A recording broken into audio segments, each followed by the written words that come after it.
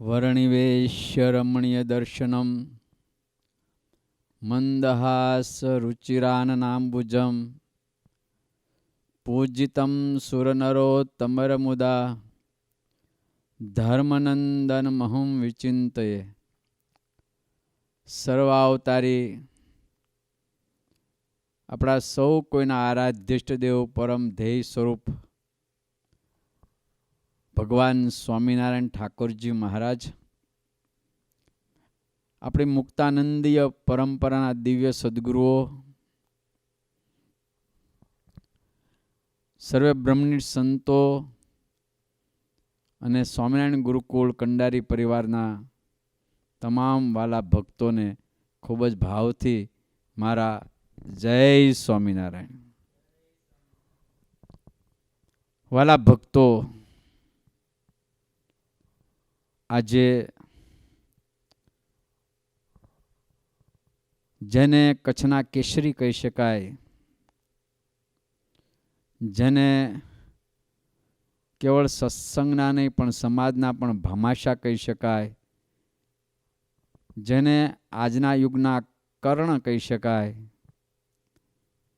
એવા દાનવીર અને ભક્તરાજ મૂળ કચ્છના હાલમાં આફ્રિકા મોમ્બાસા સ્થિત થયેલા પરમ ભક્તરાજ હસમુખભાઈ કાનજીભાઈ ભુડિયા, એમનો અક્ષરવાસ થયો. આપણને એના સમાચાર મળ્યા, થોડા મોડા મળ્યા, પણ સમાચાર મળ્યા આપણને. હસમુખભાઈના અક્ષર નિવાસના સમાચાર સાંભળી હૃદયમાં ઘણું દુઃખ થયું.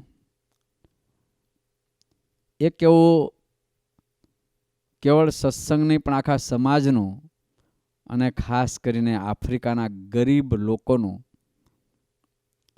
એક એવું ઘરાણું હતું. એમને ગરીબોના બેલી કહીએ તોય પણ ના નહીં.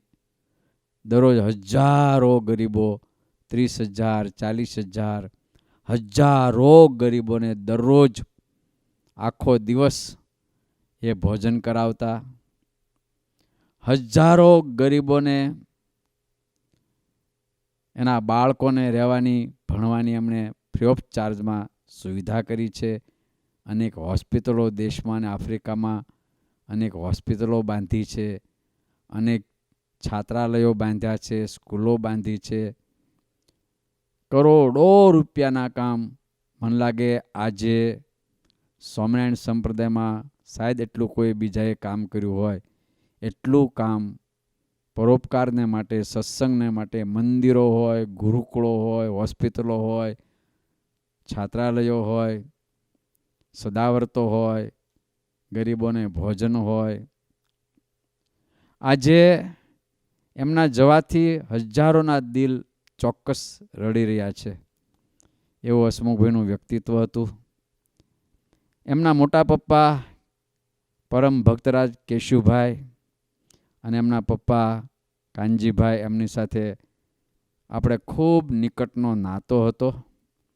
મોમ્બાસા મંદિરની અંદર જ્યારે વિઠ્ઠલભાઈ પ્રેસિડેન્ટ તરીકે હતા ત્યારે મારે અવારનવાર સંત મંડળ સહિત ત્યાં જવાનું થતું. શ્રાવણ મહિનો આખો મહિનો ત્યાં અમારે કથા વાર્તા કરવાની થતી. અને ત્યારે કેશુ બાપા દરરોજ આવે, ઘણું બેસે આપણી પાસે અને ઘણું બેસીને ખૂબ આપણને આનંદ થાય એવી વાતો કરે. સમાજ સેવા હોય, શિક્ષણ સેવા હોય, સત્સંગની સેવા હોય, એમના જે અભિપ્રાયો હોય એ આપણને આપે. કાનજી બાપા પણ ખૂબ ભલા ભોળા અને બહુ જ ભગવદીય હતા. કેશુ બાપાના આપેલા ખાસ સંસ્કાર હસુભાઈમાં આવ્યા હતા.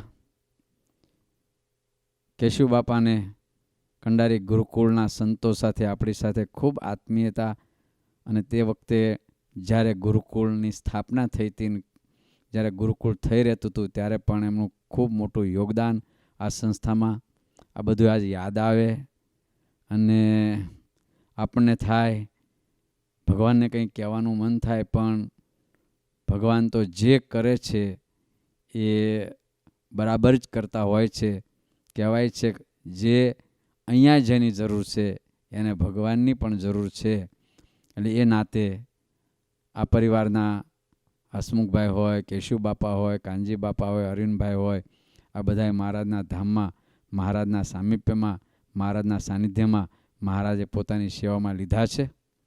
આજે આપણે હસુભાઈની આ શ્રદ્ધાંજલિ સભા નિમિત્તે આપણા કંડારી ગુરુકુળ પરિવારની બધી જ જેટલી સંસ્થાઓ છે, અમેરિકામાં ન્યૂજર્સી છે, ફ્લોરિડા છે, મેકન છે, ભારતમાં સુરત છે, કંડારી છે, વડોદરા છે, આણંદ નાવલી છે, લોયાધામ છે, આ બધી સંસ્થામાં આપણે ખાસ હસમુભાઈ અને એમના જે વડીલો ભગવાનના ધામમાં ગયા છે એમના નિમિત્તે આપણે બધા ધૂન કરીશું, મહારાજને પ્રાર્થના કરીશું અને કંડારી ગુરુકુળના જે કોઈ આ ભક્તો બધી પ્રત્યક્ષ અને લાઈવ આ મારી વાત સાંભળી રહ્યા છે એ પણ બધા જ તમે ધૂન કરજો, મહારાજને પ્રાર્થના કરજો.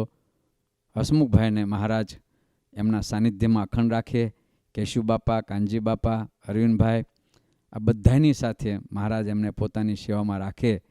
એમનો જે પરિવાર છે, એમના જે દીકરાઓ છે, એમના ધર્મપત્ની હોય, પરિવારના જે કોઈ લોકો હોય એમને પણ ખૂબ મહારાજ આ સમયે હિંમત આપે અને એમનો વિયોગ સહન કરવાની એમને શક્તિ આપે અને હસમુખભાઈના જે અધૂરા કાર્યો છે એમના દીકરાઓ સારી રીતે પૂરા કરી શકે એવા હસમુખભાઈ કરતાં પણ સવાયા, જેમ કેશુ બાપા કરતાં હસમુખભાઈ સવાયા થયા, કાનજી બાપા કરતાં હસમુખભાઈ સવાયા થયા, એવી રીતે એમના દીકરાઓ પણ બધા ત્રણેય દીકરાઓ એમનાથી સવાયા થાય અને જે કંઈ આ કાર્ય છે એમનું મોટું જબરજસ્ત હાલીશાન ભગીરથ કાર્ય છે એને અનેક ઘણું કરે.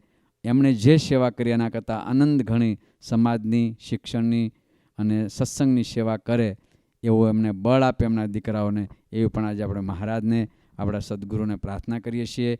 જય સ્વામિનારાયણ.